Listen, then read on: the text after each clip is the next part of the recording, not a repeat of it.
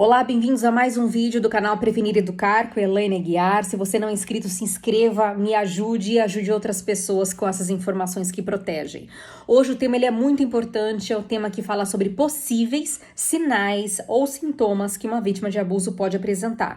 Porque nós sabemos que as crianças e adolescentes dificilmente falam que estão sendo vítimas de abuso, porque muitas nem sabem identificar o que é abuso, confunde abuso com afeto. Então, neste vídeo, eu vou me ater apenas aos sinais e sintomas físicos de uma vítima de abuso, ok? Sinal é aquilo que alguém de fora percebe na vítima e o sintoma é aquilo que a vítima traz como queixa, aquilo que ela está sentindo. Vamos falar agora de umas dificuldades motoras que uma vítima de abuso pode apresentar devido a bloqueios psicológicos. Primeiro, alterações posturais. Então, uma criança ou adolescente que passa a andar de forma curvada, os ombros curvados, de forma encolhida, como um sinal de autoproteção, né? Desconfiada. Então, esse é um comportamento que pode acontecer, principalmente se ela não era assim, passou a ser assim. Coordenação prejudicada, que são dificuldades em tarefas motoras finas, como amarrar um sapato, abotoar um botão, fazer algum tipo, segurar no lápis, né, fazer algum tipo de desenho. De 3 a 4 anos, uma criança já consegue fazer um círculo, fazer alguns traços. Na idade já escolar, ela já consegue ter mais firmeza no lápis. Então, se é uma criança que está abaixo da média dos demais e pela faixa etária, também isso tem que ser observado. Ou se ela fazia isso e passou a parar de fazer, isso também tem que ser observado. Tremores ou tiques, que são os movimentos repetitivos ou involuntários, que é, por exemplo, piscar os olhos em excesso, ficar balançando, mexendo as pernas, ou ficar arrancando o cabelo, né? Coisas que não fazem muito sentido, mas que acontecem com frequência. Inibição ou retardo motor, é quando a criança está com o corpo pesado, né, dificuldade para iniciar uma ação ou apresentar movimentos lentos, é aquele que parece que está se arrastando, né, e não tem muito justificativa para estar assim, por exemplo. Os demais estão, né, num padrão normal, vamos dizer assim, e essa criança parece que ela chegou de uma guerra, né, tá com uma fadiga muito latente. Hiperatividade motora ou estereotipias, que movimentos repetitivos sem função, como balançar o corpo, rodar objetos, bater a cabeça. Bloqueio motor específico já é claro, ou seja, é um movimento que ela não consegue executar.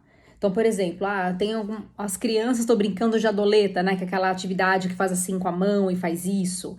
E de repente ela trava, ela não consegue executar. Ou ela fazia isso e ela passa a não conseguir fazer mais esse movimento motor, por exemplo, de bater as mãos, de rodar as mãos, ou alguma outra atividade que ela poderia fazer facilmente dentro da faixa etária dela do desenvolvimento cognitivo. Agitação motora é quando a criança ela fica inquieta, ela não consegue ficar parada, ela apresenta muitos movimentos desorganizados, né? Além do normal. Ela destoa, mais uma vez, ela destoa dos demais. É alguém que sempre está derrubando coisa, está tropeçando, está batendo em coisa. Então, isso também tem que ser observado. A regressão motora, o nome já diz, ou seja, ela regride, ela desaprende a fazer coisas que ela já sabia fazer, por isso é importante observar. Por exemplo, criança que já sabia andar, volta a engatinhar. Perda do controle do esfíncter, ou seja, volta a fazer xixi, cocô na cama, coisa que já não fazia mais. Querer ser carregado no colo constantemente, apesar de já ter uma certa autonomia. Quando a criança quer voltar a chupar chupeta, a mamar mamadeira, mesmo já tendo abandonado essas práticas.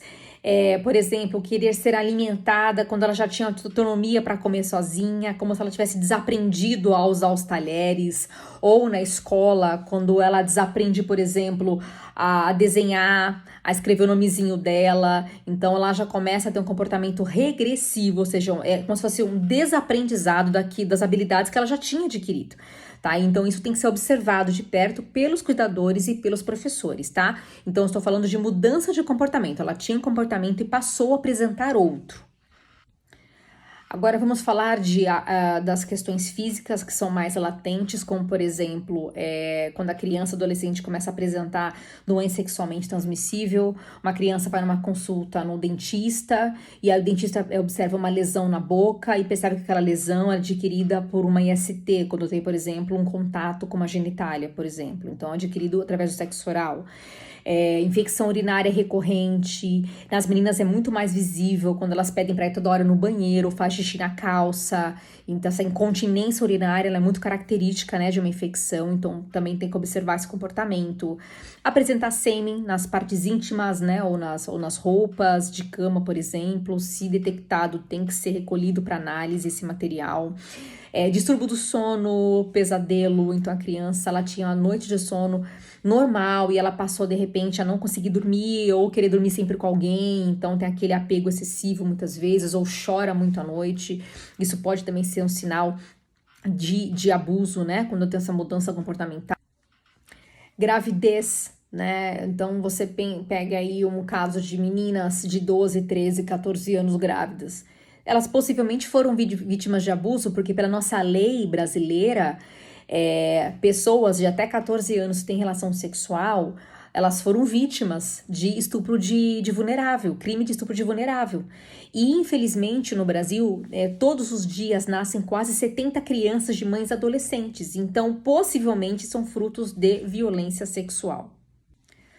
Dores no corpo sem motivo aparente, quando a criança começa a falar muito de dores, né, na coluna, ou dores ao pé da barriga, ou dificuldade para sentar, aquele menino que senta de lado, ou ele com dificuldade para andar, e a professora tá vendo que ele tá tendo dificuldade, ou uma atividade de educação física, ou alguma outra que ele não quer participar, né, ele fica ali encolhido, né, se queixando dessas dores, então isso pode ser também uma somatização daquilo que ela está sofrendo psicologicamente, como também literalmente dores por conta do abuso. Vamos aqui ler, continuando, lesões nas genitálias, então vulva avermelhada, dores, coceira, inchaço, inflamação, infecção, sangramento ou secreção, isso tem que ser apresentado, né, no pênis ou na vulva da criança, isso tem que ser muito observado. Por exemplo, odores incomuns nas genitálias, então uma mãe que está dando um banho, uma babá, né, um professor, né, na creche, um cuidador que observa essa alteração tem que ser notificado, não é normal que isso aconteça. Tá? Então, assim, em muitos casos eles são observados, igual o dentista que eu falei, que observa a lesão na boca da criança, são os médicos que podem, num exame clínico ali, observar que tem uma lesão que a mãe nem percebeu, a mãe nem viu. Então faz o exame mais minucioso e percebe que tem alguma coisa fora do normal para a idade da criança, tá? Traumas, hematomas no seio, né, nas nádegas, coxas, baixo ventre. E assim, gente, esses últimos sinais que eu acabei de mostrar, que são os sinais de lesões, de infecções, né, os físicos que são latentes, eles, né, nas genitálias principalmente, eles correspondem a apenas 10% dos casos. Então a maioria são mais sinais comportamentais, tá? Então físico mesmo, de fato, é quando vai algum médico, algum cuidador e se depara com aquele sinal para poder realmente ver que teve algum tipo de abuso, ó, que a criança foi violentada. E também informar que isso acontece muito na primeira infância, então de 0 a 6 anos, porque a criança não consegue falar, relatar que ela foi abusada, não sabe identificar o que é abuso, o que é afeto, tá? Então, geralmente, é quando ela passa pela mão de alguém, porque ela ainda é dependente de alguns cuidados, é que alguém observa e fala, opa, tem alguma coisa errada, e aí é notificado, tá? Por isso que é importante sempre aplicarmos educação sexual saudável, falar do semáforo do toque, por exemplo, para que a criança comece a identificar quais partes do corpo pode ou não pode ser tocada, porque nessa associação, nessa apresentação, a criança pode falar que ela foi vítima, olha, um titio me pegou na minha vulva, olha, que pegou na minha parte íntima e me machucou. Então é esse momento que ela traz à tona o que ela possa estar passando.